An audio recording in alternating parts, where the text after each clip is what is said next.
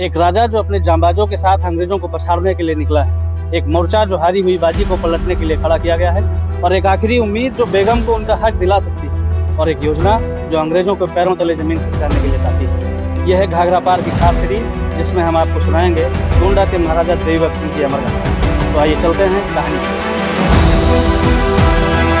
पिछले एपिसोड में आपने देखा कि महादेवा कॉन्फ्रेंस में बेगम हजरत महल की अध्यक्षता में अंग्रेजों को सबक सिखाने के लिए योजना तैयार की गई। तय हुआ कि गोंडा के राजा देवीबख्श सिंह अपने सहयोगियों के साथ गोंडा बस्ती की सीमा पर स्थित अंग्रेजी छावनी पर हमला करेंगे। हमला इतना जोरदार होना चाहिए कि अंग्रेजों को मदद के लिए लखनऊ से पलटने बुलानी पड़े। जब अवध के बड़े अंग्रेज अधिकारियों का ध्यान गोंडा बस्ती की सीमा पर स्थित छावनी पर केंद्रित हो जाए, उसी बीच अवध के तालुकेदारों की 25,000 की संयुक्त सेना लखनऊ पर अचानक हमला कर दे और लखनऊ फतह कर लिया जाए। इस मंसूबे के साथ बेगम ने योजना बनाई थी। इस योजना के साथ महादेवा कॉन्फ्रेंस से वापस लौटकर महाराजा देवीबख्श सिंह ने अपने समस्त विश्वसनीय सरदारों को अपने महल बुलाया। कटहरिया मोहल्ले में राजा के जांबाजों की फौज थी। मेवातियों का दल खासकर युद्धों के लिए ही हमेशा तैयार रहता था और बरवारों की टुकड़ी के आगे दुश्मनों की एक न चलती थी। सभी को कमर कसने का आदेश दिया गया। राजा गोंडा के आदेश में कहा गया कि अवध की बेगम ने आज़ादी की लड़ाई में हमें विशेष जिम्मेदारी सौंपी है। हम गोंडा की पूर्वी सीमा पर अंग्रेज़ों को जितना नुकसान पहुंचाएंगे, बेगम की सेना को लखनऊ कब्जा करने में उतनी ही आसानी होगी। राजा गोंडा का संदेश लेकर चारों तरफ घुड़सवार भेजे जाने लगे। आर पार की लड़ाई में गुहार सेना को भी बुलाया गया। आपातकाल की स्थिति में आम नागरिक अपने पारंपरिक हथियारों के साथ राजा की सहायता के लिए निकल पड़ते थे। इन्हें गुहार सैनिक कहा जाता था। राजा देवीबख्श सिंह के आह्वान पर हर घर से लोग निकल पड़े। गोंडा शहर से जब राजा की फौजें चली तो नज़ारा देखने ही वाला था। कई किलोमीटर तक क्रमबद्ध कतारें अंग्रेजों से दो हाथ करने निकल पड़ी। एक एक मन के गोलों को अपने सीने में दबाए हाहाकारी तोपें भी निकल पड़ी। एक एक को दो जोड़ी बैल खींच रहे थे।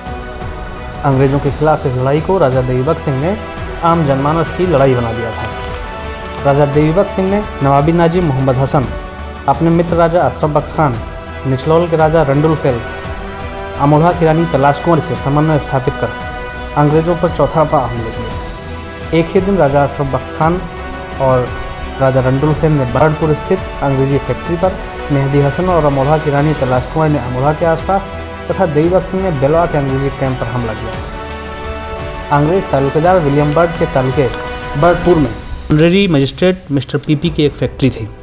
बर्डपुर में रंडुल सेन और अशरफ बख्श खान ने हमला करके फैक्ट्री में आग लगा दी और बर्डपुर को अपने कब्जे में ले लिया।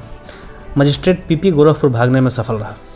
इसी दिन राजा गोंडा के सैनिकों ने नसीराबाद पलटन की 9 पाउंड वाली दर्जन भर तोपों से अंग्रेजों के बेलवा कैंप में आग उगलना शुरू कर दिया। इधर उधर भागते सैनिकों का कत्लेआम हुआ। अंग्रेजी आंकड़ों के हिसाब से ही अंग्रेजी सेना के 500 सैनिक मारे गए। देखते ही देखते कैंप खाली हो गया। मेवातियों के कमांडर बंदे अली और आरिफ अली ने अंग्रेजों को खूब छपाया। बेलवा कैंप की तबाही से घबराकर ब्रिगेडियर रोक्राफ्ट कप्तानगंज भाग गया। 23 मई 1858 तक बेलवा अमोढ़ा से लेकर डुमजागंज तक अंग्रेजों के पैर उखड़ गए। ब्रिगेडियर रोक्राफ्ट का अभियान बिहार से होते हुए छावनी तक पहुंचा था।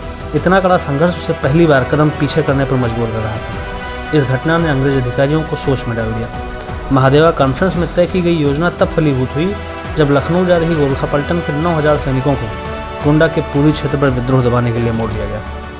पर राजा देवीबख्श सिंह के सैनिकों को जैसे ही पता चला कि आधी रात में सरयू नदी पार कर रोक्राफ्ट की मदद के लिए गोरखे सैनिक आने वाले हैं, तो पहले ही सरयू के कछारों में छिपकर घात लगाए बैठ गए। आधी रात को जब गोरखे सैनिक नदी पार करने लगे, तभी राजा गोंडा के सैनिकों ने तोपों से आग उगलना शुरू कर दिया।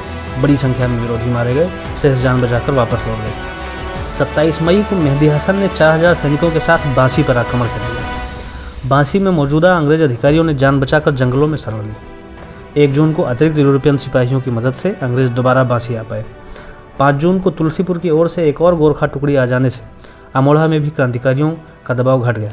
9 जून को मेजर काक्स के हमलों से क्रांतिकारियों के हाथ से अमोढ़ा भी निकल गया, लेकिन बेलवा कैंप पर राजा देवीबख्श सिंह का मजबूत घेरा बना रहा।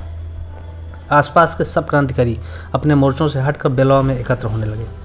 राजा देवीबख्श सिंह के कैंप पर भारी भीड़ की सूचना पाकर कोलिन कैम्पबेल ने ब्रिगेडियर हडसन के नेतृत्व में अंग्रेजी पलटन लखनऊ से रवाना कर दी। रैकवारों की मजबूत गढ़ी बाउंडी में बेगम इन रुझानों से थोड़ा उत्साहित जरूर थी। उन्हें लखनऊ दोबारा हासिल करने का मंसूबा फलीभूत होता दिखने लगा। उन्हें अब इंतजार था 13 जून का, 13 जून के उस दिन का जब अवध की संयुक्त सेना 25,000 लड़ाकों के साथ लखनऊ पर हमला करने वाली थी, जिसे हम बताएंगे अगले एपिसोड में।